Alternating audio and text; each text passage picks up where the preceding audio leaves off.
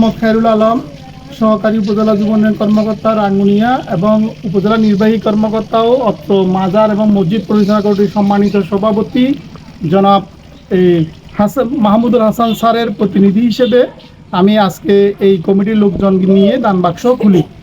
তো বিগত 1 মাস 10 দিনের মতো সময়, এর ভিতরে মাজারের যত ধরনের মানুষের মানত এবং মানুষের যে মাজারের উদ্দেশ্যে দান সরকার সব কিছু আমরা হিসাব নিকাশ পরিচালনা করে গত মাসে আমাদের 3 পিস ছাগল নিলাম হয়েছে, এখানে 7,200 টাকা, এবং দান বাক্স এবং প্রতি শুক্রবারে মানুষ জুমার নামাজের পরে দান যেটা দিয়েছে হুজুরের জন্য, মসজিদের আয়ের জন্য, ইনকামের জন্য, বা মানুষের যে নজরানা যেটা মানুষের মানত পূরণ হওয়ার জন্য, এভাবে যেভাবে আমাদের ধর্মীয় রীতিনীতি অনুযায়ী যেটা দান করছে, এটা সর্বশা করলে মাজারের এই বর্তমান খরচ ব্যয় করে আমরা প্রায় 45,000 টাকার মতো আমরা আগামী 51,000 টাকার মধ্যে ওটা ভাগ দিয়েছে। আচ্ছা যাক, আমরা 51,000 টাকা দান বাক্স, মসজিদ এবং নিলামের মাধ্যমে এই চলতি 1 মাস 10-15 দিনে আমাদের আয় হয়।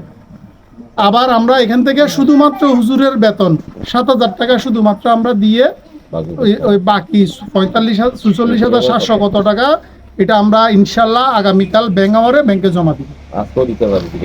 এটা সবাই সহযোগিতা। শুধু একটা জিনিস বলতে চাচ্ছি, এখানে যারা আমরা শুধুমাত্র কাজ করতেছি এই লালশাহ মসজিদ মাজারের জন্য, এখানে আমরা কোনো এলাকা, গোত্র, ধর্ম, বর্ণ কোনো ভেদাভেদ নাই, আমরা সবাই সহযোগিতা করতেছি শুধু মাজারের যাতে সম্মানটা ঠিক থাকে, এলাকার সম্মানটা ঠিক থাকে, এটাই। কারণ কেউ অনেকে যাতে ভুল বুঝাবুঝি না হয়, এই কমিটি সেই কমিটি জন্য কোনো যাতে কথাবার্তা না হয়, এটা এলাকাবাসী প্রবাসী যারাই আমাদেরকে দেখতেছেন সবার প্রতি আমরা বিনীত অনুরোধ।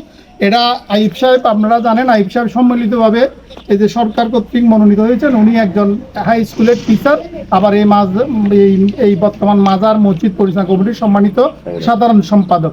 এখন শাহ মোহাম্মদ সুলাইমান, উনি এই মাজার পরিচালনা কমিটির কোষাধ্যক্ষ। এখানে হুজুর আছেন এই মাদ্রাসা পরিচালনা কমিটির মেম্বারও এবং জামে মসজিদের ইমামও। এরপরে আমাদের বাদশাহ ভাই রয়েছেন এবং ওই যিনি খাদেম রয়েছেন, ওনার এই যে এদিকে গিয়াসুদ্দিন রয়েছেন, সবাই মাজার পরিচালনা কমিটির মেম্বার, অত্র এলাকার কৃতি সন্তান এবং স্বেচ্ছাসেবক। ওরা নিজেরা নিজেদের পয়সা দিয়ে এই কাজগুলো পরিচালনা করতেছেন। তো আশার দিদার ভাই যে আছেন, দিদার ভাই উনি নিজেই আমাদের এই বক্তব্যগুলো হয়তো আপনাদের সবাই সামনে পৌঁছার জন্য দিচ্ছেন, উনিও একজন কমিটির সদস্য। এটা নিয়ে আমি শুধু একটা কথা বলতে, নিজেদের মধ্যে কোনো ভুল বুঝাবুঝি না করে আমরা সবাই মিলে ওয়াকফ স্টেটেও আমাদের এই কাগজপত্র দেওয়া আছে। এটা ইনশাল্লাহ আমরা ওয়াকফ অনুমোদিত একটা সংগঠন, উপজেলা নির্বাহী কর্মকর্তা কর্তৃক পরিচালিত একটি সংগঠন, অত্র এলাকার সবার মাধ্যমে পরিচালিত একটি সংগঠন। আমরা ইতিমধ্যেই এই কমিটির মাধ্যমেই এই কমিটির সবার একটা প্রস্তাব, প্রথমে হচ্ছে যে ঈদগাহ এবং এই সেক্রেটারির এবং এই কমিটির সারা প্রস্তাব করছে। প্রথমে হচ্ছে যে আমরা এখানে একটা ঈদগাহ, আবার হচ্ছে যে জানাজার মাঠ হিসেবে ওখানে একটা লাশ রাখার ঘর, এটা আমরা প্রথমে বাস্তবায়ন করবে। দ্বিতীয় বাস্তবায়ন করতেছে এখানে সিসিটিভি ক্যামেরা, এটাও বাস্তবায়ন হয়ে যাবে চলতি মাসে ইনশাল্লাহ। এছাড়া একটা 5 তলার একটা বহুতল ভবনের জন্য একটা উপজেলা নির্বাহী কর্মকর্তা স্ট্রাকচার অনুমোদন দিয়েছেন। আপনাদের সহযোগিতায়, এলাকাবাসীর সহযোগিতায়, বিত্তশালীর অনুদান মাধ্যমে কাজটা শুরু হবে।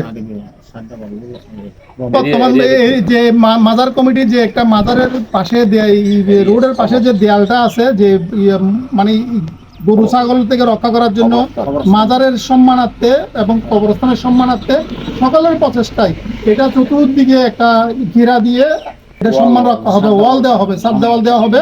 তো সবাই সহযোগিতা করবেন। এটা হয়তো 1-2 মাসের মধ্যে আপনার কাজটা দৃশ্যমান দেবেন, কাজটা শুরু করবে।